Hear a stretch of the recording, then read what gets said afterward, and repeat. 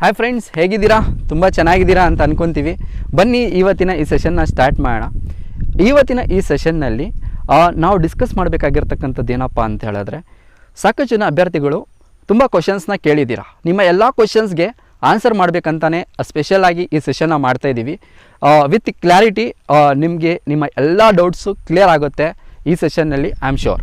ಹಾಗಾದರೆ ಬನ್ನಿ ಒಂದೊಂದು ಕ್ವಶನ್ನನ್ನು ತೆಗೆದುಕೊಂಡು ಅದಕ್ಕೆ ಆನ್ಸರ್ ನಾವು ನಿಮಗೆ ಕ್ಲಾರಿಟಿ ಕೊಡಲಿಕ್ಕೆ ಬಯಸ್ತೀವಿ. ಹಾಗಾದರೆ ಬನ್ನಿ ಗೆಳೆಯರ, ಫಸ್ಟ್ ಕ್ವಶನ್ನ ನಾವು ನೋಡೋಣ. ಇದರಲ್ಲಿ ನೋಡಿ, ಫಸ್ಟ್ ಕ್ವಶನ್ ರಂಗನಾಥ್ ಅಂತಕ್ಕಂಥವ್ರು ಕೇಳಿದ್ದಾರೆ. ಅದು ಏನಪ್ಪ ಅಂತ ಹೇಳಿದ್ರೆ, ಸರ್ PSI 545 ಬರೆದವ್ರಿಗೆ ಏಜ್ ರಿಲ್ಯಾಕ್ಸೇಷನ್ ಸಿಗುತ್ತಾ ಅಂತ. ಇದರಲ್ಲಿ ಏನಪ್ಪ ಅಂತ ಹೇಳಿದ್ರೆ ನೋಡಿ, PSI ಅಂತಕ್ಕಂಥದ್ದು ಗ್ರೂಪ್ ಸಿಗೆ ಬರ್ತಕ್ಕಂಥ ಹುದ್ದೆ. ಸೊ ಮೊನ್ನೆ ಸರ್ಕಾರ ಏನು ಆದೇಶ ಕೊಟ್ಟಿದೆ, ಏಜ್ ರಿಲ್ಯಾಕ್ಸೇಷನ್ ಮಾಡಿದೆ ತಾನೆ. ಗ್ರೂಪ್ ಬಿ ಮತ್ತು ಗ್ರೂಪ್ ಸಿ ಹುದ್ದೆಗಳಿಗೆ ಸಂಬಂಧಪಟ್ಟಿರ್ತಕ್ಕಂತಹ ಏಜ್ ರಿಲ್ಯಾಕ್ಸೇಷನ್ ಸರ್ಕಾರದಿಂದ ಕೊಟ್ಟಿದ್ದಾರೆ ಒನ್ ಟೈಮ್ ಅಂತ. ಸೊ ಅದಕ್ಕೋಸ್ಕರ ಗ್ರೂಪ್ ಸಿ ಹುದ್ದೆ ಆಗಿರೋದ್ರಿಂದ PSI ಖಂಡಿತ ಏಜ್ ರಿಲ್ಯಾಕ್ಸೇಷನ್ 3 ಇಯರ್ಸ್ ಸಿಗುವ ಸಾಧ್ಯತೆಯೂ ಇದೆ. ಮತ್ತು ಇನ್ನೊಂದೇನಪ್ಪ ಅಂತ ಹೇಳಿದ್ರೆ, ಹಾಗಾದರೆ 3 ಇಯರ್ಸ್ ಅಂದರೆ ಯಾವ ಥರ ಅಂತ ಹೇಳಿದ್ರೆ, ಆಲ್ರೆಡಿ ನೀವು ಯಾವ ಕ್ಯಾಟಗರಿಯಲ್ಲಿದ್ದೀರೋ ಆ ಕ್ಯಾಟಗರಿಯಲ್ಲಿ ನಿಮ್ಮ ಏಜ್ ಎಷ್ಟಿರುತ್ತೋ ಅದಕ್ಕೆ +3 ಆ್ಯಡ್ ಮಾಡಿಕೊಂಡ್ರೆ ಸೊ ನಿಮಗೆ ಲೈಕ್ ಏಜ್ ರಿಲ್ಯಾಕ್ಸೇಷನ್ ಸಿಗುವ ಸಾಧ್ಯತೆ ತುಂಬ ಇದೆ. ಅರ್ಥ ಆಯ್ತಾ? ಸೊ ಹಾಗಾದರೆ ನೆಕ್ಸ್ಟ್ ನೋಡಿ, next question. So Mallu Nayak ಅಂತಕ್ಕಂಥವ್ರು ಕೇಳಿದ್ದಾರೆ, PC ಆ್ಯಂಡ್ PSI ನೋಟಿಫಿಕೇಷನ್ ಯಾವಾಗ ಸರ್ ಅಂತ. ಸೊ ಆ್ಯಕ್ಚುಲಿ ನಾವು ಇದರ ಬಗ್ಗೆ ನಿಮಗೆ ಡೀಟೇಲಾಗಿ ಕಂಪ್ಲೀಟಾಗಿ ಇನ್ಫಾರ್ಮೇಷನ್ ಕೊಟ್ಟಾಗಿದೆ already with proofs. But still ಏನಪ್ಪ ಅಂತ ಹೇಳಿದ್ರೆ, ನಿಮ್ಮ ಕ್ವಶನ್ಗೆ ಆನ್ಸರ್ ಮಾಡಲಿಕ್ಕೆ ನಾನು ಬಯಸ್ತೀನಿ. ನೋಡಿ, ಒಳ ಮೀಸಲಾತಿ ಬಗ್ಗೆ ನಾವು ಮಾತಾಡಿದ್ವಿ. ಒಳ ಮೀಸಲಾತಿ ಏನು ಅಂತ ಕ್ಲೀನಾಗಿ ಡೀಟೇಲಾಗಿ ನಾವು ಚರ್ಚೆ ಮಾಡಿದ್ವಿ. ಸೊ ಒಳ ಮೀಸಲಾತಿಗೆ ಸಂಬಂಧಪಟ್ಟಿರ್ತಕ್ಕಂತಹ ಒಂದು ಸಮಿತಿ ರಚನೆ ಆಗಿದೆ. ಆ ಸಮಿತಿ ರಿಪೋರ್ಟ್ ಕೊಡೋವರೆಗೂ ಯಾವುದೇ ರೀತಿಯಾದಂಥ ನೋಟಿಫಿಕೇಷನ್ಸ್ ಮಾಡಬಾರ್ದು ಅಂತ ಸರ್ಕಾರ ಆದೇಶ ಹೊರಡಿಸಿದೆ. ಆದರೆ ರೀಸೆಂಟಾಗಿ ಇತ್ತೀಚೆಗೆ ಒಂದು article, news paper article so ಹರಿದಾಡ್ತಾ ಇದೆ. ಅದರಲ್ಲಿ ಏನು ಹೇಳಿದ್ದಾರೆ ಅಂದರೆ, ಗೃಹ ಮಂತ್ರಿಗಳು ಮುಖ್ಯಮಂತ್ರಿಗಳಿಗೆ ಒಂದು ರಿಕ್ವೆಸ್ಟ್ನ ಮಾಡಿದ್ದಾರೆ. ಏನಪ್ಪ ಅಂತ ಹೇಳಿದ್ರೆ, ಮೆಡಿಕಲ್ ರಿಲೇಟೆಡು ರಿಕ್ರೂಟ್ಮೆಂಟು ಮತ್ತು ಡಿಪಾರ್ಟ್ಮೆಂಟಲ್ ಅಂದರೆ ಪೊಲೀಸ್ ಡಿಪಾರ್ಟ್ಮೆಂಟ್ಗೆ ಸಂಬಂಧಪಟ್ಟಿರ್ತಕ್ಕಂಥ ರಿಕ್ರೂಟ್ಮೆಂಟು ಎಮರ್ಜೆನ್ಸಿ ಆಗಿರ್ತಕ್ಕಂಥ ಕಾರಣದಿಂದ ಇದಕ್ಕೆ ಅವಕಾಶ ಮಾಡಿಕೊಡಿ. ಸೊ ಆ ಸಮಿತಿ ರಿಪೋರ್ಟ್ ಕೊಡೋಕ್ಕೆ ಮುಂಚೆನೇ ಅವಕಾಶ ಮಾಡಿಕೊಡಿ ಅಂತಕ್ಕಂಥದ್ದು. ಸೊ ಐ ಹೋಪ್ ಇದರಿಂದ ನಾವು ಪಾಸಿಟಿವಿಟಿನ ಎಕ್ಸ್ಪೆಕ್ಟ್ ಮಾಡಬಹುದು.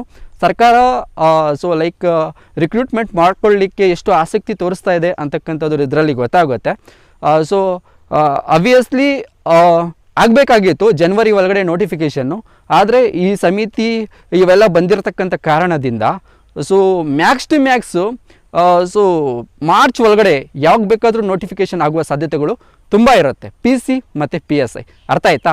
ಸೊ ಹಾಗಾದರೆ ನೆಕ್ಸ್ಟ್ ಕ್ವಶನ್ ನೋಡೋಣ. ನೆಕ್ಸ್ಟ್ ಕ್ವಶನ್ನಲ್ಲಿ ಏನಪ್ಪ ಅಂತ ಹೇಳಿದ್ರೆ, ಮತ್ತೇನು ನಾಗು ಅಂತಕ್ಕಂಥವ್ರು ಇದನ್ನು ಸಿವಿಲ್ PC ಯಾವಾಗ ಆಗುತ್ತೆ ಸರ್ ನೋಟಿಫಿಕೇಷನ್ ಅಂತ ಕೇಳಿದ್ದಾರೆ.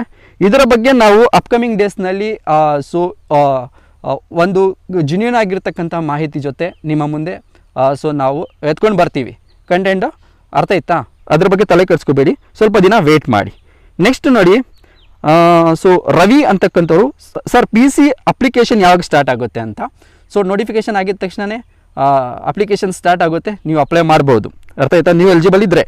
ಸೊ ನೆಕ್ಸ್ಟ್ ನೋಡಿ, ಮನಿ ಅಂತಕ್ಕಂಥವ್ರು ನೆಕ್ಸ್ಟ್ PSI ನೋಟಿಫಿಕೇಷನ್ ಯಾವಾಗ ಆಗುತ್ತೆ ಅಂತಕ್ಕಂಥದ್ದನ್ನು ಕೇಳಿದ್ದಾರೆ. ಆಲ್ರೆಡಿ ಇದಕ್ಕೆ ಆನ್ಸರ್ ನಾವು ಮಾಡಿದ್ದೀವಿ. ಓಕೆ. ಸೊ ಏಜ್ ರಿಲ್ಯಾಕ್ಸೇಷನ್ ಬಗ್ಗೆ ತುಂಬ ಜನ ಏಜ್ ರಿಲ್ಯಾಕ್ಸೇಷನ್ ಬಗ್ಗೆ ಮಾತಾಡ್ತಾ ಇದ್ದಾರೆ. ಅದರ ಬಗ್ಗೆ ಜಾಸ್ತಿ ತಲೆ ಕೆಡಿಸ್ಕೊಬಿಡಿ ನೀವು. ಸೊ ನಾವು ಏಜ್ ರಿಲ್ಯಾಕ್ಸೇಷನ್ ಬಗ್ಗೆ ಕ್ಲೀನಾಗಿ ಡೀಟೇಲಾಗಿ ಡೆಪ್ತಾಗಿ 1 ರಿಂದ 2 ವೀಡಿಯೋಸ್ ನಾವು ಮಾಡಿದ್ದೀವಿ. ಸೊ ಅದರಲ್ಲಿ ಹೋಗಿಬಿಟ್ಟು ನೀವು ಕ್ಲೀನಾಗಿ ಅರ್ಥ ಮಾಡ್ಕೋಬೋದು, ಕ್ಲೀನಾಗಿ ಸೊ ಅದರ ಬಗ್ಗೆ ತಿಳ್ಕೊಬೋದು ವಿತ್ ಪ್ರಾಪರ್ ಪ್ರೂಫ್ಸ್ನೊಂದಿಗೆ ಅಲ್ಲಿ ನಾವು ಹಾಕಿದ್ದೀವಿ. ಓಕೆ. ನೆಕ್ಸ್ಟು ಏನಪ್ಪ ಅಂತ ಹೇಳಿದ್ರು, ಅಂಬರೀಷ್ ಅಂತಕ್ಕಂಥವ್ರು, ಸರ್ SDA FDA ಸಿಲೆಬಸ್ ಬಗ್ಗೆ ಹೇಳಿ ಅಂತಕ್ಕಂಥದ್ದನ್ನು ಕೇಳ್ತಿದ್ದಾರೆ. SDA ಮತ್ತು FDAಗೆ ಸಂಬಂಧಪಟ್ಟಿರ್ತಕ್ಕಂಥ ಸಿಲೆಬಸ್ಸು ಅತ್ಯಂತ ಡೆಪ್ತಾಗಿ ಸೊ ನಾವು ಪ್ರತಿಯೊಂದೂ ಎಷ್ಟು ಪೇಪರ್ಸ್ ಇರುತ್ತೆ, ಯಾವ ರೀತಿ ಇರುತ್ತೆ ಸಿಲೆಬಸ್ಸು, ಯಾವ ರೀತಿ ಪ್ರಿಪೇರ್ ಆಗಬೇಕು ಅಂತಕ್ಕಂಥದ್ದು ಅಪ್ಕಮಿಂಗ್ ಡೇಸ್ನಲ್ಲಿ 2 ರಿಂದ 3 ದಿನದೊಳಗಡೆ ನಾವು ಕ್ಲೀನಾಗಿ ಇದರ ಬಗ್ಗೆ ಮಾಹಿತಿ ಕೊಡ್ತೀವಿ. ಸ್ವಲ್ಪ ವೇಟ್ ಮಾಡಿ. ಹಾಗಾದರೆ ಅರ್ಜುನ್ ಅಂತಕ್ಕಂಥವ್ರು ಒಂದು ಕ್ವಶನ್ ಕೇಳ್ತಿದ್ದಾರೆ. ಏನಪ್ಪ ಅಂದರೆ, ಸರ್ PSI ಪೇಪರ್ 1 ಬಗ್ಗೆ ಹೇಳಿ ಅಂತ. ನೋಡಿ ಗೆಳೆಯರೆ, ಪೇಪರ್ 1 ಅಂತಕ್ಕಂಥದ್ದು ಸೊ ತುಂಬಾ ಸೆಲೆಕ್ಷನ್ ಲಿಸ್ಟಲ್ಲಿ ಬರಲಿಕ್ಕೆ ಸಹಾಯ ಮಾಡುತ್ತೆ. ಸೊ ಹಾಗಂತ ಹೇಳಿಬಿಟ್ಟು ಪೇಪರ್ 1 ಡಿಫಿಕಲ್ಟಾ, ನಾವು ಕನ್ನಡ ಮೀಡಿಯಮ್ನವರು, ನಾವು ಇಂಗ್ಲೀಷ್ ಮೀಡಿಯಮ್ನವರು ಅಂತ ನೀವು ಅಂದ್ಕೊಂಡು ಒಳಗಡೆ ಭಯ ಪಟ್ಕೊಂಡಿದ್ರೆ ಖಂಡಿತ ಇದು ಸರಿಯಾದ ಸ್ಟ್ರಾಟಜಿ ಅಲ್ಲ. ಅರ್ಥ ಆಯ್ತಾ? ಸೊ ಇಲ್ಲಿ ನೀವು ಆಗಬೇಕಾಗಿರ್ತಕ್ಕಂಥದ್ದು PSI, not A English teacher. ಇದನ್ನು ತಿಳ್ಕೊಳ್ಳಿ. ಅರ್ಥ ಆಯ್ತಾ? ಸೊ ಹಾಗಾದರೆ ನೀವು ಹೆಂಗೆ ಮಾಡೋದು? ನಾವು ಟ್ರಾನ್ಸ್ಲೇಷನ್, ನಾವು ಕನ್ನಡ ಮೀಡಿಯಮ್ನವರು, ನಮಗೆ ಇಂಗ್ಲೀಷ್ ಸರಿಯಾಗಿ ಅರ್ಥ ಆಗೋದು ಇಲ್ಲ ಅಂತ ಹೇಳೋದಾದರೆ, ಫಸ್ಟ್ ಆಫ್ ಆಲ್ ನೀವು ಕನ್ನಡ ಮೀಡಿಯಮೇ ಆಗಿರ್ರಿ. ನೀವು ಒಬ್ಬ ಗ್ರ್ಯಾಜುಯೇಟ್ ಆಗಿರ್ತೀರ. PSIಗೆ ಅಪ್ಲೈ ಮಾಡಬೇಕಾದ್ರೆ ಒಬ್ಬ ಗ್ರ್ಯಾಜುಯೇಟ್ ಆಗಿದ್ದಾನಂದರೆ ಅವನಿಗೆ ಇಷ್ಟಂತೂ ಗೊತ್ತಿರುತ್ತೆ ಸೆಂಟೆನ್ಸ್ ಫ್ರೇಮ್ ಹೇಗೆ ಮಾಡಬೇಕು ಅಂತ. ಮಾತಾಡೋದ್ರಲ್ಲಿ ಸ್ವಲ್ಪ ಎಡಬೋದು, ಸ್ವಲ್ಪ ಕಾನ್ಫಿಡೆನ್ಸ್ ಕಡಿಮೆ ಆಗ್ಬೋದು ಇಂಗ್ಲೀಷ್ ಮಾತಾಡೋದ್ರಲ್ಲಿ. ಆದರೆ ಸೊ ಬರೆಯೋದ್ರಲ್ಲಿ ಬರದೇ ಬರೀತಾನೆ. ಎಷ್ಟೇ ಯಾವ ಸ್ಟೂಡೆಂಟ್ ಆಗಿರಲಿ, ಸೈನ್ಸ್ ಆಗಿರಲಿ, ಆರ್ಟ್ಸ್ ಆಗಿರಲಿ, ಕಾಮರ್ಸ್ ಆಗಿರಲಿ, ಇಷ್ಟಂತೂ ನಿಮಗೂ ಗೊತ್ತಿದೆ. ಅರ್ಥ ಆಯ್ತಾ? ಯಾರು ಇವತ್ತು ನನ್ನ ಕನ್ನಡ ಮೀಡಿಯಮ್ಮು ನನಗೆ ಟ್ರಾನ್ಸ್ಲೇಷನ್ ಮಾಡೋಕ್ಕೆ ಬರಲ್ಲ ಅಂತ ಯಾರು ಹೇಳ್ತಿದ್ದೀರೋ ಅದು ನಿಮಗೂ ಗೊತ್ತಿದೆ. ಇದು ಅರ್ಥ ಆಯ್ತಾ? ಸೊ ಏನಪ್ಪ ಅಂದರೆ ಇಲ್ಲಿ ಎಕ್ಸ್ಪೆಕ್ಟ್ ಮಾಡ್ತಾ ಇರ್ತಕ್ಕಂಥದ್ದು ಎಕ್ಸಾಮ್ನರು, ನೀವು ಒಂದು ಪತ್ರ ಬರೆದ್ರೆ ಕನ್ನಡದಲ್ಲಿ ಬಂದರೆ ಅದನ್ನು ಇಂಗ್ಲೀಷ್ಗೆ ಟ್ರಾನ್ಸ್ಲೇಟ್ ಮಾಡಬೇಕು, ಇಂಗ್ಲೀಷ್ನಲ್ಲಿ ಇರ್ತಕ್ಕಂಥ ಪತ್ರನ ಕನ್ನಡದಲ್ಲಿ ಟ್ರಾನ್ಸ್ಲೇಟ್ ಮಾಡಬೇಕು. ಇಷ್ಟೇ, ಇದಕ್ಕಿಂತ ಜಾಸ್ತಿ ಏನು ಎಕ್ಸ್ಪೆಕ್ಟ್ ಮಾಡಲ್ಲ. ಅರ್ಥ ಆಯ್ತಾ? ಸೊ ಹಾಗಾದರೆ ಸಪೋಸ್ ಇವಾಗ ಸೆಂಟೆನ್ಸ್ ಫಾರ್ಮೇಟ್ ಆದರೂ ಬರುತ್ತಲ್ಲ ನಿಮಗೆ ಮಾಡೋಕ್ಕೆ, ಖಂಡಿತ ಬಂದೇ ಬರುತ್ತೆ ನಿಮಗೆ. ಸೊ ನಿಮಗೆ ನಿಮ್ಮ ಮೇಲೆ ಕಾನ್ಫಿಡೆನ್ಸ್ ಇಲ್ಲ ಇರ್ಬೋದು, ಬಟ್ ನನಗಿದೆ. ಯಾಕಂದರೆ ಯು ಆರ್ ಎ ಗ್ರ್ಯಾಜುಯೇಟ್, ಇದು ಮೈಂಡಲ್ಲಿ ಇರಲಿ ನಿಮಗೆ. Okay? So first past tens, present tense, future tense, ಇಷ್ಟು ನಮ್ಗೆ ಗೊತ್ತಿದ್ರೆ ಸಾಕಪ್ಪ, ಅದು ಸೆಂಟೆನ್ಸ್ ಫ್ರೇಮೇ ಆಗಿಬಿಡುತ್ತೆ. ಅರ್ಥ ಆಯ್ತಾ? ಹಾಗಾದರೆ ಸೆಂಟೆನ್ಸ್ ಫ್ರೇಮ್ ಆಗುತ್ತೆ, ಆದರೆ ಬಟ್ ನನಗೆ ವೊಕ್ಯಾಬ್ಲರಿ ಬರಲ್ಲ, ಏನು ಮಾಡೋದು ಅಂತ ಹೇಳಿದ್ರೆ ಎಕ್ಸಾಕ್ಟಾಗಿ ವೊಕ್ಯಾಬ್ಲರಿನೇ ಬೇಕು ಅಂತ ಯಾರು ಕೇಳ್ತಿದ್ದಾರಲ್ಲಿ? ಮೀನಿಂಗ್ ಚೇಂಜ್ ಆಗಬಾರ್ದು ಅಷ್ಟೇ. ಒಂದು ಸೆಂಟೆನ್ಸ್ನ ಟ್ರಾನ್ಸ್ಲೇಟ್ ಮಾಡ್ತಾ ಇದ್ದೀರಾ ಅಂದರೆ ಅದರ ಮೀನಿಂಗ್ ಚೇಂಜ್ ಆಗಬಾರ್ದು ಅಷ್ಟೇ. ಎಕ್ಸಾಕ್ಟಾಗಿ ವೊಕ್ಯಾಬ್ಲರಿ ಗೊತ್ತಿದ್ರೆ well and good. Okay? But ಇಲ್ಲ ಅಂದ್ರೂ ಸೋಲೋ ಮಾತಿಲ್ಲ. ನೀವು ಸೆಂಟೆನ್ಸು ಸಮಾನಾರ್ಥಕವಾದಂಥ ಪದಗಳನ್ನು ಯೂಸ್ ಮಾಡಿಕೊಂಡು ಸಿನಾನಿಮ್ಸ್ನ ಯೂಸ್ ಮಾಡಿಕೊಂಡು, ಸಿನಾನಿಮ್ಸು ಬರಲಿಲ್ವಾ? ಸೊ ಒಂದು ವೊಕ್ಯಾಬ್ಲರಿ ಇದೆ ಅಂದರೆ ಅಟ್ಲೀಸ್ಟ್ ಒಂದು ಲೈನ್ ಆದರೂ ಬರೆದ್ರೆ ಅದಕ್ಕೆ ಸರಿ ಹೋಗುತ್ತೆ, ಅದರ ಅರ್ಥ ಸಿಗುತ್ತೆ ಅಲ್ಲಿ. ಸೊ ಆ ರೀತಿನೇ ಯೂಸ್ ಮಾಡಿಕೊಂಡು ಈ ರೀತಿ ಸ್ಟ್ರಾಟಜೀಸ್ನ ಯೂಸ್ ಮಾಡಿ. Simple present tense, past tense, future tense, ಇವು ಟೆನ್ಸಸ್ ಬಗ್ಗೆ ವರ್ಕ್ ಮಾಡಿ ಸ್ವಲ್ಪ. ಇದನ್ನು ಆಲ್ರೆಡಿ ನೀವು 7th 8th 9th 10th primary ಮತ್ತು ಸೊ ಹೈಸ್ಕೂಲಲ್ಲಿ ಕಲ್ತಿರ್ತೀರ, ಕಾಲೇಜ್ಗಿಂತ ಮುಂಚೆನೇ ಕಲ್ತಿರ್ತೀರ ಇದನ್ನು. ಸೊ ಜಸ್ಟ್ ನಿಮ್ಮ ಮೇಲೆ ನಿಮಗೆ ಕಾನ್ಫಿಡೆನ್ಸ್ ಇರಲಿ ಅಷ್ಟೇ. Translation is very easy guys, ಅದ್ರ ಬಗ್ಗೆ ನೀವು ತಲೆ ಕೆಡಿಸ್ಕೊಳ್ಳೋ ಅವಶ್ಯಕತೆ ಇಲ್ಲ. ಓಕೆ? ಸೊ ಅಪ್ಕಮಿಂಗ್ ಡೇಸ್ನಲ್ಲಿ ನಾವು ಈ ಪೇಪರ್ 1 ಬಗ್ಗೆ ಕ್ಲೀನಾಗಿ ಇಂಚಾಗಿ ಮೈಕ್ರೋಸ್ಕೋಪಿಕ್ ಒಂದು ಸ್ಟ್ರಾಟಜೀಸ್ ಕೊಡ್ತೀವಿ. ಸೊ ಅದನ್ನು ನೀವು ಯೂಸ್ ಮಾಡಿಕೊಂಡ್ರೆ ನಿಮ್ಗೆ ತುಂಬ ಉತ್ತಮವಾಗಿರ್ತಕ್ಕಂತಹ ಯೂಸ್ಫುಲ್ ಆಗುತ್ತೆ ಅಂತ ನಾವು ಬಯಸ್ತೀವಿ. ಅರ್ಥ ಆಯ್ತಾ? ನೆಕ್ಸ್ಟ್ ಏನಪ್ಪ ಅಂತ ಹೇಳೋದಾದರೆ, ಇಷ್ಟಾಯಿತು ಟ್ರಾನ್ಸ್ಲೇಷನ್ ಬಗ್ಗೆ. ಮತ್ತು ಪ್ರಿಸೈಸ್ ಬಗ್ಗೆ ಮಾತಾಡಬೇಕಾದ್ರೆ, ಪ್ರಿಸೈಸ್ ಕೆಲವೊಂದು ರೂಲ್ಸ್ ಆ್ಯಂಡ್ ರೆಗ್ಯುಲೇಷನ್ಸ್ ಇರುತ್ತೆ. ಬಟ್ ಆ ರೂಲ್ಸ್ ಆ್ಯಂಡ್ ರೆಗ್ಯುಲೇಷನ್ಸ್ ಎಕ್ಸಾಮ್ನಲ್ಲಿ ಅಪ್ಲೈ ಮಾಡಬೇಕಂದ್ರೆ ತುಂಬ ಫಾಸ್ಟಾಗಿರ್ಬೇಕು ನೀವು. ಸೊ ಇಲ್ಲಿ ಪ್ರಿಸೈಸ್ನ ಕೂತ್ಕೊಂಡು ನೀವು 20 ನಿಮಿಷ 25 ನಿಮಿಷ ತೊಗೊಂಡು ಪ್ರಿಸೈಸ್ನ ಕ್ಲೀನಾಗಿ ಗುಂಡಾಗಿ ಬರೆಯೋದು ಅದು ಎಕ್ಸಾಮ್ನಲ್ಲಿ ವರ್ಕೌಟ್ ಆಗಲ್ಲ. ಎಕ್ಸಾಮ್ನಲ್ಲಿ ಫುಲ್ ಫಾಸ್ಟ್ ಇರಬೇಕು ನೀವು. ಸೊ ಎಲ್ಲ ಮುಗಿಸಿದ್ದೀರಾ ಅಂದರೆ ಪೇಪರ್ ಲಾಸ್ಟಲ್ಲಿ ಒಂದು ಸೌಂಡ್ ತೆಗೆದು ನೋಡಿದ್ರೆ ವರ್ತ್ ಇದೆ ನಾನು ಬರ್ದಿರೋದು ಅಂತ ನಿಮಗೆ ನಿಮ್ಮ ಮೇಲೆ ಕಾನ್ಫಿಡೆನ್ಸ್ ಬರಬೇಕು. ಆ ರೀತಿ ಇರಬೇಕು ಪೇಪರ್. ಅರ್ಥ ಆಯ್ತಾ? ಸೊ ಅದಕ್ಕೋಸ್ಕರ ಫಸ್ಟ್ ಸ್ಟಾರ್ಟಿಂಗಲ್ಲಿ ಒಂದು 10 ಡೇಸು ಒಂದು ಸ್ಟ್ರಾಟಜೀಸ್ನ ಕಲೀರಿ ಪ್ರಿಸೈಸ್ನ ಮಾಡೋದು. ಅರ್ಥ ಆಯ್ತಾ? ಸೊ ನಾನು 2 ಸರಿ ಬರ್ತಿದ್ದೀನಿ, 3 ಸರಿ ಬರ್ತಿದ್ದೀನಿ, ನನಗೇನು ಓವರ್ ಕಾನ್ಫಿಡೆನ್ಸ್ ಬೇಡ ಬ್ರದರ್. ನಾವು ಸೆಲೆಕ್ಷನ್ ಆಗೋವರೆಗೂ ನಾವು ಸ್ಟೂಡೆಂಟ್ಸೇ, ನಾವು ಫ್ರೆಷರ್ಸೇ. ಮತ್ತು ನಾನು 4 ಸರಿ ಬರ್ತಿದ್ದೀನಿ, 3 ಸರಿ ಬರ್ತೀನಿ, ನಂದು ಆಗಿಲ್ಲ. ಸೊ ನಾನು ತುಂಬಾ ನನಗೆ ಆಗುತ್ತೋ ಇಲ್ಲೋ ಇದೆಲ್ಲ ಬೇಡ. You are a fresher until you get select. Fresher ಈ ರೀತಿ ಮೈಂಡ್ ಇರಬೇಕು, ಫ್ರೆಷರ್ ಅಂತಲೂ ಓದಬೇಕು. Okay? This is also very important. ಸ್ವಲ್ಪ ಕಾಂಪಿಟೇಟಿವ್ ಎಕ್ಸಾಮ್ಸ್ ಅಂತಕ್ಕಂಥದ್ದು ಹಾರ್ಡ್ ವರ್ಕ್ ಇದ್ದೇ ಇದೆ, ಅದ್ರ ಜೊತೆಗೆ ಇದು ಸೈಕಾಲಜಿಕಲ್ ಗೇಮು ಆಗಿರುತ್ತೆ. ಇದು ಸ್ವಲ್ಪ ನಾವು ತಿಳ್ಕೊಬೇಕಾಗುತ್ತೆ. ಓಕೆ? ಸೊ ಇಷ್ಟೇ.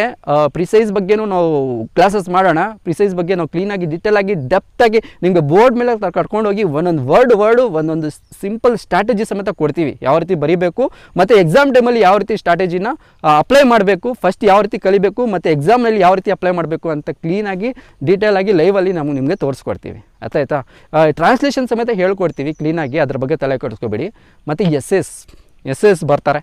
ಕೆಲವೊಬ್ರು ಹೇಳ್ತಾರೆ ಸೊ ಒಂದು 100 SS ಪ್ರಾಕ್ಟೀಸ್ ಮಾಡಿ ಅಂತ, ಕೆಲವೊಬ್ರು ಹೇಳ್ತಾರೆ 50 SS ಪ್ರಾಕ್ಟೀಸ್ ಮಾಡಲಿ ಅಂತ. ಸೊ ಪ್ರಾಕ್ಟಿಕಲಾಗಿ ಯೋಚನೆ ಮಾಡಿ, ಇವಾಗ 100 SS ಮೈಂಡಲ್ಲಿ ಕೂಡ್ಸೋಕ್ಕೆ ಸಾಧ್ಯನಾ ಹೇಳಿ? ಮತ್ತು 50 SS ಮೈಂಡಲ್ಲಿ ಇಟ್ಕೊಳ್ಳೋಕ್ಕೆ ಸಾಧ್ಯನಾ? ಸೊ ಬರೀ SS ಬಗ್ಗೆನ ಓದ್ಕೊಂಡು ಕೂತ್ಕೊಂಡ್ರೆ ರಿಮೈನಿಂಗ್ ಸಬ್ಜೆಕ್ಟ್ಸ್ ಗತಿ ಏನು? GK ಇಲ್ಲ ಅಂದರೆ ಸೆಲೆಕ್ಟ್ ಆಗಲ್ಲ. ಪೇಪರ್ 1ನಲ್ಲಿ ನಿಮಗೆ 40+ ಬಂದರೂ GK ಸ್ಟ್ರಾಂಗ್ ಇಲ್ಲ ಅಂದರೆ ಸೆಲೆಕ್ಷನ್ ಆಗಲ್ಲ. ಹಾಗಾದ್ರೆ ಈಗ ಮಾಡೋದಾದ್ರೆ ಏನು ಪೇಪರ್ ಒನ್ನಲ್ಲಿ ಎಸ್ ಅಂತ ಹೇಳೋದಾದರೆ ನೋಡಿ, ಕೆಲವೊಂದು ಇಶ್ಯೂಸ್ ಇರುತ್ತೆ, ಅದು ಪೊಲಿಟಿಕ್ಸ್ ಸಂಬಂಧಪಟ್ಟಿರ್ತಕ್ಕಂಥ ಸಬ್ಜೆಕ್ಟ್ ವೈಸ್ ನೋಡ್ಕೊಂಡು ಬಿಡಿ ಫ್ರೆಂಡ್ಸ್. ನೀವು ಸಿಂಪಲಾಗಿ ಹೇಳ್ತೀನಿ, ಸಂವಿಧಾನ, ರಾಜಕೀಯ, ಸೊ ಇದಕ್ಕೆ ರಿಲೇಟೆಡ್ಸ್ ಆಗಿರ್ತಕ್ಕಂಥ ಒಂದು 4-5 ಎಸ್ ಬರುತ್ತೆ. ಇದನ್ನು ಗಟ್ಟಿಯಾಗಿ ಇಟ್ಕೊಳ್ಳಿ. ಸೊ ಹಾಗಾದರೆ ಇದನ್ನು ಇಟ್ಕೊಂಡು ಹೋಗೋದಾ ಅಂದರೆ ಇಲ್ಲ, ಅದರಲ್ಲಿ ಕೆಲವೊಂದು ಕೀವರ್ಡ್ಸ್ ಥರ ಬರುತ್ತೆ, ಅದನ್ನು ಇಟ್ಕೋಬೇಕಾಗುತ್ತೆ.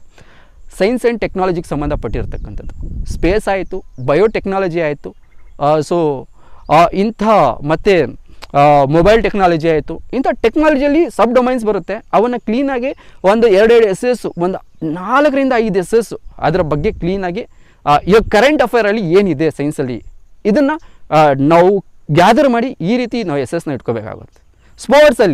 ಸ್ಪೋರ್ಟ್ಸ್ನಲ್ಲಿ ಮತ್ತು ಇದೇ ರೀತಿ ಆರ್ಟ್ ಆ್ಯಂಡ್ ಕಲ್ಚರ್ಗೆ ಸಂಬಂಧಪಟ್ಟಿದ್ದು, ಕಲೆ ಮತ್ತು ಸಾಹಿತ್ಯಕ್ಕೆ ಸಂಬಂಧಪಟ್ಟಿರ್ತಕ್ಕಂಥದ್ದು ಒಂದು 4 ಎಸ್ ಎಸ್. ಈ ರೀತಿ ಪರ್ಟಿಕ್ಯುಲರಾಗಿ ಜಿಯೋಗ್ರಫಿಗೆ ಸಂಬಂಧಪಟ್ಟಿರ್ತಕ್ಕಂಥ ಎಸ್ ಎಸ್, ಮತ್ತು ಪೊಲಿಟಿ ಹೇಳಿದ್ದೀನಿ. ಓಕೆ, ಸೊ ಎಕನಾಮಿಗೆ ಅರ್ಥಶಾಸ್ತ್ರಕ್ಕೆ ಸಂಬಂಧಪಟ್ಟಿರ್ತಕ್ಕಂಥ ಎಸ್ ಎಸ್. ಅರ್ಥ ಆಯ್ತಾ? ಬಡತನ, ನಿರುದ್ಯೋಗ, ಸೊ ಇವೆಲ್ಲ. ಮತ್ತು ಈ ರೀತಿ ಸಬ್ಜೆಕ್ಟ್ ವೈಸ್ ನಾವು ತಗೊಂಡು ಹೋದರೆ ಸೊ ಒಂದೊಂದು ಸಬ್ಜೆಕ್ಟ್ಗೂ 4-5 ಎಸ್ ಎಸ್ ಇಟ್ಕೊಂಡು ಮತ್ತು ಅದರಲ್ಲಿ ಕೀವರ್ಡ್ಸ್ ಮಾಡಬೇಕು. ಆ ಕೀವರ್ಡ್ಸ್ನ ಇಟ್ಕೊಂಡು ಇಷ್ಟು ಪ್ರಾಕ್ಟೀಸ್ ಮಾಡಿರಬೇಕು. ಜಸ್ಟ್ ನಿಮಗೆ ಕೀವರ್ಡ್ಸ್ ಗೊತ್ತಿದ್ರೆ ಸಾಕು, ಸೆಂಟೆನ್ಸ್ ಬರ್ಕೊಳ್ತಾ ಹೋಗಬೇಕು. ಮತ್ತು ಕರೆಂಟ್ ಅಫೇರ್ನ ಲಿಂಕ್ ಮಾಡಬೇಕು ಎಸ್ಸೆಗೆ. ಆವಾಗ ನೋಡಿ ಯಾಕೆ ಮಾರ್ಕ್ಸ್ ಬರೋಲ್ಲ. ಇದೊಂದು ಸ್ಟ್ರಾಟಜಿ ಇದೆ, ಅದನ್ನು ನಾನು ಕ್ಲೀನಾಗಿ ನಿಮಗೆ ಡೀಟೇಲಾಗಿ ಡೆಪ್ತಾಗಿ ಒಂದು ಪೇಜಲ್ಲಿ ಒಂದು ಎಸ್ಸೆ ಅಂದರೆ ಬರೀ ಒಂದು ಎಸ್ಸೆ ಅಲ್ಲ. ಸೈನ್ಸ್ ಆ್ಯಂಡ್ ಟೆಕ್ನಾಲಜಿ ಅಂತ ಹೇಳಿದ್ರೆ A4 ಶೀಟ್ ತಗೊಂಡ್ರೆ ಸೈನ್ಸ್ ಆ್ಯಂಡ್ ಟೆಕ್ನಾಲಜಿ ಅಂತ ಅಂದ್ಕೊಳ್ಳಿ. ಒಂದು A4 ಶೀಟ್ನಲ್ಲಿ ಸೊ ಸೈನ್ಸ್ ಆ್ಯಂಡ್ ಟೆಕ್ನಾಲಜಿಗೆ ಸಂಬಂಧಪಟ್ಟಿರ್ತಕ್ಕಂಥ ಎಲ್ಲ ಪಾಯಿಂಟುಗಳು ಅಂತ ಹೇಳಿದ್ರೆ ಬರೀ ಇಸ್ರೋದಲ್ಲ, ಬರೀ ನಾಸಾದಲ್ಲ. ಸೊ ಇವಾಗ ಕರೆಂಟ್ ಅಫೇರಲ್ಲಿ ಸೈನ್ಸ್ ಆ್ಯಂಡ್ ಟೆಕ್ನಾಲಜಿ ಇರುತ್ತೆ, ಅರ್ಥ ಆಯ್ತಾ? ಸೊ ಮತ್ತು ಕೆಲವೊಂದು ಪರ್ಟಿಕ್ಯುಲರ್ ಡೊಮೈನ್ಸ್ ಇರುತ್ತೆ, ಬಯೋಟೆಕ್ನಾಲಜಿಗೆ ಸಂಬಂಧಪಟ್ಟಿರ್ತಕ್ಕಂಥದ್ದು ಇರುತ್ತೆ, ಮೊಬೈಲ್ ಟೆಕ್ನಾಲಜಿಗೆ ಸಂಬಂಧಪಟ್ಟಿರ್ತಕ್ಕಂಥದ್ದು ಇರುತ್ತೆ. ಯಾವುದೇ ಇರಲಿ ಕ್ಲೀನಾಗಿ. ಮತ್ತು ನಮ್ಮ ಆಡಳಿತದಲ್ಲಿ ಸೈನ್ಸ್ ಆ್ಯಂಡ್ ಟೆಕ್ನಾಲಜಿ ಯಾವ ರೀತಿ ಯೂಸ್ ಮಾಡ್ತೀವಿ, ಪೊಲೀಸಿಂಗಲ್ಲಿ ಸೈನ್ಸ್ ಆ್ಯಂಡ್ ಟೆಕ್ನಾಲಜಿ ಯಾವ ರೀತಿ ಯೂಸ್ ಮಾಡ್ತೀವಿ, ಇವನ್ನೆಲ್ಲ ಕ್ಲೀನಾಗಿ ನಾವು ಸೊ ಒಂದು ಶೀಟ್ ನೋಡಿಬಿಟ್ರೆ ಎಲ್ಲ ಬಂದು ಹೋಗ್ತಾ ಇರ್ಬೇಕು ಮೈಂಡಲ್ಲಿ. ಈ ರೀತಿ ಇಷ್ಟು ಪರ್ಫೆಕ್ಟಾಗಿ ರೆಡಿ ಆಗಿರ್ಬೇಕು ನಿಮ್ಮ ನೋಟ್ಸ್. ಅರ್ಥ ಆಯ್ತಾ? ನೋಡ್ರಿ, ಹಾನೆಸ್ಟಾಗಿ ಹೇಳ್ತಾ ಇದ್ದೀನಿ, ನಾನು ಬುಕ್ ಹಿಡ್ಕೊಂಡು ಓದ್ಕೊತೀನಿ ಅಂದರೆ ರೆಫರೆನ್ಸ್ಗೆ ಯೂಸ್ ಮಾಡ್ಬೋದು. ಲಾಸ್ಟ್ ರಿವಿಷನ್ ಮೂಮೆಂಟ್ನಲ್ಲಿ ಯಾವ ರೀತಿ ಅದು ಪ್ರಾಬ್ಲಮ್ ಕೊಡುತ್ತೆ ಅಂತ ನಿಮಗೇನೋ ಗೊತ್ತಿದೆ ಅಲ್ವಾ ಆಲ್ರೆಡಿ, ನೀವು ಎಕ್ಸಾಮ್ಸ್ ಬರೆದಿದ್ರೆ. ಸೊ ಅದಕ್ಕೋಸ್ಕರ ನಿಮ್ಮ ಹತ್ರ ಇರ್ತಕ್ಕಂಥ ಕಂಟೆಂಟು ನಿಮಗೆ ಫ್ರೆಂಡ್ಲಿ ಆಗಿರಬೇಕು. ಅದು ನೀವು ಅದನ್ನು ನೋಡಿದ್ದೀರಾ ಅಂದರೆ ಸೊ ಒಂದು ಅರ್ಧ ಗಂಟೆ ನೋಡ್ಕೊಂಡಿದ್ದೀರಾ ಅಂದರೆ ಒಂದು ಆ ಕಂಟೆಂಟ್ನ ಸೈನ್ಸ್ ಆ್ಯಂಡ್ ಟೆಕ್ನಾಲಜಿದು ಅರ್ಧ ಗಂಟೆ ನೋಡ್ಕೊಂಡಿದ್ದೀರಾ. ಯಾವುದೇ ಎಸ್ಸೆ ಬರಲಿ ಸೈನ್ಸ್ ಆ್ಯಂಡ್ ಟೆಕ್ನಾಲಜಿ ಬಗ್ಗೆ, ಯಾವುದೇ ಕೇಳಲಿ 4-5 ಪೇಜ್ ಬರೆಯೋ ಥರ ರೆಡಿ ಆಗಬೇಕು. ಕರೆಂಟ್ ಅಫೇರ್ಸ್ ಲಿಂಕ್ ಮಾಡಬೇಕು ಅದರಲ್ಲಿ. ಸೊ ಈ ರೀತಿ ಇದು ಪರ್ಫೆಕ್ಟ್ ಆಗಿರ್ತಕ್ಕಂಥ ಸ್ಟ್ರಾಟಜಿಗೆ ಹೇಳ್ಯಾರೆ. ಅರ್ಥ ಆಯ್ತಾ? ಸೊ ನಾನು ತೋರಿಸ್ತೀನಿ ನಿಮಗೆ ಬೋರ್ಡ್ ಮೇಲೆ ಕರ್ಕೊಂಡೋಗಿ ಯಾವ ರೀತಿ ಸೊ ಇರುತ್ತೆ, ಯಾವ ರೀತಿ ಟ್ರಿಕ್ಸ್ನ ಇಟ್ಕೋಬೋದು ಅಂತಕ್ಕಂಥದ್ದು ನಾನು ನಿಮಗೆ ಡೀಟೇಲಾಗಿ ಇಂಚು ತೋರಿಸ್ತೀನಿ ಸ್ವಲ್ಪ ದಿನ. ಓಕೆ, ಸ್ವಲ್ಪ ದಿನ ಒಂದು ಪೇಪರ್ ಒನ್ನನ್ನು ಸ್ಟಾರ್ಟ್ ಮಾಡೋಣ. ಇವಾಗ ಆಲ್ರೆಡಿ ಮನೆಗೂ ಪೊಲೀಸ್ ಅಂತಕ್ಕಂಥ ಒಂದು ಲೈವ್ ಸೆಷನ್ನ ಮಾಡ್ತಾ ಇದ್ವಲ್ಲ, ಅದನ್ನು ನಿಲ್ಲಿಸಿದ್ವಿ. ಇವಾಗ ಸ್ಟಾರ್ಟ್ ಮಾಡ್ತೀವಿ. ಅದು ನಿಮ್ಮ ಫ್ರೆಂಡ್ಸ್ಗೆಲ್ಲರಿಗೂ ಹೇಳಿ, ಅರ್ಥ ಆಯ್ತಾ? ಅದರಿಂದ ಯೂಸ್ ಮಾಡ್ಕೊಳ್ಳಿ. ಅದರಲ್ಲಿ ನಾವು ಏನು ಮಾಡ್ತಿದ್ದೀವಿ ಅಂತ ಹೇಳಿದ್ರೆ, ಒಂದು ಸಬ್ಜೆಕ್ಟ್ ತೊಗೊಳ್ಳೋದು, ಸಬ್ಜೆಕ್ಟು ಚಾಪ್ಟರ್ ವೈಸ್ MCQs ಎಲ್ಲ ಬಿಡಿಸ್ಕೊಂಡು ನೀವೇ ಬಿಡಿಸೋದು. ಅದನ್ನು ನಾವು ಕ್ವಶನ್ ಕೊಡ್ತೀವಿ, ಟೈಮರ್ ಆನ್ ಮಾಡ್ತೀವಿ, ನೀವು ಬಿಡಿಸ್ತೀರಾ. ಸೊ ಮತ್ತು ನಾವು ಅದಕ್ಕೆ ಸ್ವಲ್ಪ ಎಕ್ಸ್ಪ್ಲನೇಷನ್ ಕೊಡ್ತೀವಿ. ಅದಕ್ಕೆ ಎಷ್ಟು ಎಕ್ಸ್ಪ್ಲನೇಷನ್ ಬೇಕಾಗಿದೆಯೋ ಅಷ್ಟು ಕೊಡಬೇಕಂತ ಡಿಸೈಡ್ ಮಾಡಿದ್ದೀವಿ. ಅರ್ಥ ಆಯ್ತಾ? ಇದರಿಂದ ನಿಮಗೆ ರಿವಿಷನ್ ಆಗುತ್ತೆ, ಕೆಲವೊಂದು ಹೊಸ ಪಾಯಿಂಟ್ಗಳನ್ನು ತಿಳ್ಕೊಂಡಂಗೂ ಆಗುತ್ತೆ. ಸೊ ಜೊತೆಗೆ ನಾವು ಕರೆಂಟ್ ಅಫೇರ್ಸ್ನ ಸ್ಟಾರ್ಟ್ ಮಾಡ್ತಾಯಿದ್ದೀವಿ ಕ್ಲಾಸಸ್ನ. ಸೊ ಆಲ್ರೆಡಿ ನಿನ್ನ ಮಾಡಿದ್ದೀವಲ್ಲ G20 ಬಗ್ಗೆ. ಹೇಗಿತ್ತು G20 ಕ್ಲಾಸ್? ಸ್ಟಾಟಿಕ್ ಆದರೂ ಬರಲಿ, G20 ಬಗ್ಗೆ ಸೊ ಒನ್ ಲೈನರ್ ಆದರೂ ಬರಲಿ, ಎಸ್ಸೆಗೆ ಸಂಬಂಧಪಟ್ಟಿರ್ತಕ್ಕಂಥದ್ದು ಬರಲಿ, ಬರೆಯೋ ಕೆಪಾಸಿಟಿ ಇದು ರಿಯಲ್ ಆಗಿರ್ತಕ್ಕಂಥ ಪ್ರಿಪ್ರೇಷನ್ ಈ ರೀತಿ ಮಾಡ್ಕೋಬೇಕು ಗೆಳೆಯರೆ. ಇಷ್ಟೆಲ್ಲ ಮಾಡಿದ್ರೂ ಸಮ್ಟೈಮ್ಸು ನಿಮಗೆ ಪೇಪರ್ ಕೈ ಬಿಡುತ್ತೆ. ಸೊ ಅಂಥ ಟೈಮಲ್ಲಿ ತಲೆ ಕೆಡಿಸ್ಕೊಳ್ಳೋ ಅವಶ್ಯಕತೆ ಇಲ್ಲ. ಒಂದಂತೂ ನಿಜ, ಈ ಕಾಂಪಿಟೇಟಿವ್ ಫೀಲ್ಡ್ ಅಂತಕ್ಕಂಥದ್ದು ನಿಮ್ಮ ಅಕಾಡೆಮಿಕ್ ಫೀಲ್ಡ್ಗಿಂತನೂ ತುಂಬ ಕಲಿಸುತ್ತೆ. ನಿಮಗೆ ಒಬ್ಬ ಶಿಸ್ತುಬದ್ಧ ವ್ಯಕ್ತಿಯನ್ನಾಗಿ ರೂಪಿಸುತ್ತೆ, ನಿಮಗೆ ಒಬ್ಬ ರೆಸ್ಪಾನ್ಸಿಬಲ್ ಪರ್ಸನ್ನಾಗಿ ರೂಪಿಸುತ್ತೆ, ನಿಮ್ಮನ್ನು ಒಬ್ಬ ಲೀಡರನ್ನಾಗಿ ಮಾಡುತ್ತೆ. ಇಷ್ಟು ಪವರ್ ಇದೆ ಕಾಂಪಿಟೇಟಿವ್ ಫೀಲ್ಡ್ಗೆ. ಅರ್ಥ ಆಯ್ತಾ? ಸೊ ಇಷ್ಟೇ ಬೇಕಾಗಿರೋದು. ಒಂದು ಮೌಲ್ಯಗಳನ್ನು ರೂಪಿಸುತ್ತೆ ನಿಮ್ಮಲ್ಲಿ, ಒಬ್ಬ ಸಹಾಯ ಮಾಡ್ತಕ್ಕಂಥ ಗುಣವನ್ನು ತೋರಿಸುತ್ತೆ. ಇದು ಇಷ್ಟೆಲ್ಲ ಬೆನಿಫಿಟ್ಸ್ ಈ ಕಾಂಪಿಟೇಟಿವ್ ಫೀಲ್ಡಿಂದ ಇದೆ. ಅದಕ್ಕೋಸ್ಕರ ನಾನು ಮತ್ತೆ ಮತ್ತೆ ಒತ್ತಿ ರೀ ನಿಮಗೆ ನಾನು ಹೇಳ್ತಾ ಇರ್ತಕ್ಕಂಥದ್ದು ವರ್ತ್ ಅನಿಸುತ್ತೆ, ವರ್ತ್ ಅಂತ ಅನಿಸುತ್ತೆ, ನಾನು ಸುಮ್ಮನೆ ಗಾಳಿಗೆ ಮಾತಾಡಲ್ಲ, ಅರ್ಥ ಆಯ್ತಾ? ಸೊ ನಾನು ಏನು ಫೇಸ್ ಮಾಡಿರ್ತೀನೋ ಅದನ್ನೇ ನಾನು ಮಾತಾಡೋದು ನಿಮಗೆ, ಇದಕ್ಕಿಂತ ಓಪನ್ ಆಗಿ ಏನು ಹೇಳಲಿ? ಹಾಂ, ಸೊ ಒಬ್ಬ ಸ್ಟೂಡೆಂಟಾಗಿ ಯಾವ ರೀತಿ ಪ್ರಾಬ್ಲಮ್ಸ್ನ ಫೇಸ್ ಮಾಡ್ಕೊಂಡು ಬಂದಿರ್ತೀವೋ ಅದನ್ನು ನಮ್ಮ ಎಕ್ಸ್ಪೀರಿಯೆನ್ಸ್ನ ನಿಮ್ಮ ಜೊತೆ ಶೇರ್ ಮಾಡ್ತಾ ಇರ್ತೀವಿ. ಅದನ್ನು ನೀವು ಕರೆಕ್ಟಾಗಿ ಯುಟಿಲೈಸ್ ಮಾಡ್ಕೊಳ್ಳೋದೇ ಆದರೆ ನೀವು ಫಸ್ಟ್ ಅಟೆಂಪ್ಟ್ ಮಾಡ್ತಾ ಇರಲಿ, 3ನೇ ಅಟೆಂಪ್ಟ್ ಮಾಡ್ತಾ ಇರಲಿ, 4ನೇ ಅಟೆಂಪ್ಟ್ ಮಾಡ್ತಾ ಇರಲಿ, ಈಗೋ ಅನ್ನೋದು ಸೈಡಿಗೆ ಬಿಟ್ಟು ಸೊ ಕ್ಲೀನಾಗಿ ಫಾಲೋ ಅಪ್ ಮಾಡಿದ್ರೆ ಖಂಡಿತ ನಿಮಗೊಂದು ಸಕ್ಸಸ್ ಅನ್ನೋದು ಸಿಕ್ಕೇ ಸಿಗುತ್ತೆ ಗೆಳೆಯರ, ಅರ್ಥ ಆಯ್ತಾ? ಸೊ ಸಿಕ್ಕೇ ಸಿಗುತ್ತೆ. ನಿಮ್ಮ ಮೇಲೆ ನಿಮಗೆ ಕಾನ್ಫಿಡೆನ್ಸ್ ಇರಲಿ. 1000 ಜನ ಬಂದು 1000 ಮಾತು ಹೇಳಿ ನಿನ್ನ ಕೈಯಲ್ಲಿ ಆಗಲ್ಲ, ನೀನೇನೋ ಮಾಡ್ತೀಯ ಅಂತ, ಸೊ ನಗ್ನಕ್ಕ ಸುಮ್ಮನೆ ರೀ, ಫೇಸ್ ಮಾಡಿ ಅಷ್ಟೇ. ನಿನಗೇನು ಗೊತ್ತೋ ನನ್ನ ಬಗ್ಗೆ, ನಾನೇನಂತ ನನಗೆ ಚೆನ್ನಾಗಿ ಗೊತ್ತು ಅಂತ ಮನಸ್ಸಲ್ಲಿ ಇಟ್ಕೊಳ್ಳಿ, ಹೋಗಿ ಮುಂದೆ ಹೇಳ್ಕೊಡೋಗಿ. ಮೋಟಿವೇಶನ್ನು ಡೈಲಿ ಮಾಡ್ತಾ ಇರ್ತೀನಿ. ಪ್ರತಿಯೊಂದು ವಿಡಿಯೋ ಅಬ್ಸರ್ವ್ ಮಾಡಿ, ಪ್ರತಿಯೊಂದು ಸೆಷನ್ನಲ್ಲಿ ಮಿನಿಮಮ್ 3 ರಿಂದ 4 ಸರಿ ಮೋಟಿವೇಶನ್ ಮಾಡಿರ್ತೀನಿ. ಇದು ಇಂಪಾರ್ಟೆಂಟ್ ಕಾಂಪಿಟೇಟಿವ್ ಫೀಲ್ಡ್ನಲ್ಲಿ. ಎಷ್ಟು ಸ್ಟ್ರೆಸ್ ಇರುತ್ತೆ, ಎಷ್ಟು ಪ್ರೆಷರ್ ಇರುತ್ತೆ ಅಂತ ನಿಮಗೂ ಗೊತ್ತಿದೆ ಅಲ್ವಾ? This is very much important. ಪ್ರತಿಯೊಂದನ್ನು ನಾನು ನಿಮಗೆ ಏನು ಯೂಸ್ ಆಗಬೇಕಾಗಿದೆಯೋ ಅದ್ರ ಬಗ್ಗೆನೇ ಮಾತಾಡೋದು ಜಾಸ್ತಿ ನಾನು, ಅರ್ಥ ಆಯ್ತಾ? ಬೇಡದೇ ಇರೋದ್ರ ಬಗ್ಗೆ ನಾನು ಮಾತಾಡಲ್ಲ. ಹಾಗಾದರೆ ಗೆಳೆಯರೆ, ಸೊ ಪೇಪರ್ 1 ಸ್ಟ್ರಾಟಜೀಸ್ ಬಗ್ಗೆ ಮಾತಾಡೋಣ, ಯಾವ ರೀತಿ ನೋಟ್ಸ್ ಮಾಡ್ಕೋಬೇಕು ಅಂತ ಮಾತಾಡೋಣ, ಯಾವ ರೀತಿ ಪ್ರಾಕ್ಟೀಸ್ ಮಾಡಬೇಕಂತ ಮಾತಾಡೋಣ. ಪ್ರಿಸೈಸ್ ಆಗಲಿ, ಟ್ರಾನ್ಸ್ಲೇಷನ್ ಆಗಲಿ, ಧೈರ್ಯದಿಂದ ನೀವು ಮುನ್ನುಗ್ಗಿ, ಯಾವುದ್ರ ಬಗ್ಗೆ ತಲೆ ಕೆಡಿಸ್ಕೋಬೇಡಿ. ಎಲ್ಲ ನನಗೆ ಗೊತ್ತಿದೆ ಅನ್ನೋ ಒಂದು ಆಟಿಟ್ಯೂಡ್ ಬೆಳೆಸ್ಕೊಳ್ಳಿ. ಎಲ್ಲನೂ ಪ್ರತಿ ಚಿಕ್ಕದಾಗಿಂದನೂ ಕಲೀರಿ, ಮೈಕ್ರೋಸ್ಕೋಪಿಕ್ ಆಗಿಂದನೂ ಕಲೀರಿ, ಅರ್ಥ ಆಯ್ತಾ? ಖಂಡಿತ ನಿಮ್ಗೊಂದು ಸಕ್ಸಸ್ ಸಿಗುತ್ತೆ ಗೆಳೆಯರ, ಅರ್ಥ ಆಯ್ತಾ? ಸೊ ಹಾಗಾದರೆ ಇವುಗಳನ್ನೆಲ್ಲ ನಾವು ಸೆಷನ್ಸ್ನ ಮಾಡ್ತೀವಿ ಅಪ್ಕಮಿಂಗ್ ಡೇಸ್ನಲ್ಲಿ. ಆಲ್ರೆಡಿ ಕ್ಲಾಸಸ್ ಎಲ್ಲ ಸ್ಟಾರ್ಟ್ ಮಾಡ್ಕೊಂಡಿದ್ದೀವಿ. ಸೊ ಅದೇ ಮನೆಗೂ ಪೊಲೀಸ್ ಅಂತಕ್ಕಂಥ ಲೈವ್ ಸೆಷನ್, ಲೈವ್ ಆಗಿ ತುಂಬ ಇಂಟ್ರಾಕ್ಟಿವ್ ಆಗಿರುತ್ತೆ, ನೀವೇ ಆನ್ಸರ್ ಮಾಡ್ತೀರಾ ಅದಕ್ಕೆ. ಸೊ ಟೈಮರ್ ಇಟ್ಟಿರ್ತೀವಿ, ಅದನ್ನು ಮಾಡೋಣ. ಮತ್ತು ಸಬ್ಜೆಕ್ಟ್ ವೈಸ್ ಮಾಡೋಣ.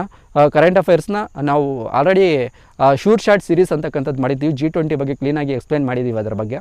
ಸೊ ಅಪ್ಕಮಿಂಗ್ ಡೇಸ್ನಲ್ಲಿ ಸೊ ಕ್ಲೀನಾಗಿ ಇವಾಗ ಹೆಂಗೂ ಟೈಮು ಇದೆ, ಟೈಮ್ ಇದೆ, ಇದನ್ನು ಕ್ಲೀನಾಗಿ ಬಳಸ್ಕೊಂಡು ಸೊ ಕಡೆ ತನಕ ಒಂದು ಫಾಲೋ ಅಪ್ ಮಾಡ್ಕೊಂಡು ಹೋದರೆ ಸಬ್ಜೆಕ್ಟ್ಸ್ ಎಲ್ಲ ಮುಗಿಸ್ಬಿಟ್ಟು 1-2 ಸರಿ ರಿವಿಷನ್ನು ಮಾಡ್ಕೋಬೋದು. ಅಷ್ಟೊಂದು ಟೈಮ್ ಇದೆ. ಕ್ಲೀನಾಗಿ ಇದನ್ನು ಯುಟಿಲೈಸ್ ಮಾಡ್ಕೊಳ್ಳಿ. ಯಾವುದೇ ಕಾರಣಕ್ಕೂ ಸಮಯವನ್ನು ನೆಗ್ಲೆಕ್ಟ್ ಮಾಡಬೇಡಿ.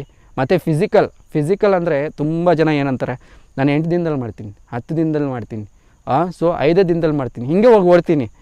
ಇದನ್ನೆಲ್ಲ ಬಿಟ್ಬಿಡಿ ಗೆಳೆಯರೆ. ಒಬ್ಬರಿಂದ ಒಬ್ಬರಿಗೆ ಎಂಡ್ಯೂರೆನ್ಸ್ ಪವರು ಮತ್ತು ಅವರ ಬಾಡಿ ಅಡ್ಜಸ್ಟ್ಮೆಂಟು ತುಂಬಾ ಮ್ಯಾಟ್ರ್ ಮಾಡುತ್ತೆ. ಅವ್ರ ಡಯೆಟ್ಟು, ಅವ್ರು ಇರ್ತಕ್ಕಂಥ ಸಿಚುಯೇಷನ್, ಅವ್ರು ಇರ್ತಕ್ಕಂಥ ನೈಟ್ ಶಿಫ್ಟ್ ಮಾಡ್ತಾಯಿದ್ದಾರೆ, ಕೆಲವೊಬ್ಬರು ಜಾಬ್ ಮಾಡ್ಕೊಂಡು ಓದ್ತಾ ಇರ್ತಾರೆ. ಸೊ ಎಲ್ಲರ ಸ್ಟ್ರಾಟಜಿಗಳು ಒಂದೇ ಆಗೋಲ್ಲ. ಬಟ್ ಒಂದಂತೂ ನಿಜ, ಎಕ್ಸಾಮ್ಗೆ ಹೋಗೋದಕ್ಕಿಂತ ಮುಂಚೆ 1-2 ತಿಂಗಳು ಕ್ಲೀನಾಗಿ ಪ್ರಾಕ್ಟೀಸ್ ಮಾಡಿ. ಇವಾಗಲಿಂದನೇ ಪ್ರಾಕ್ಟೀಸ್ ಮಾಡಿ, ನೀವು ಸೇಫರ್ ಝೋನಲ್ಲಿ ಇರ್ತೀರ.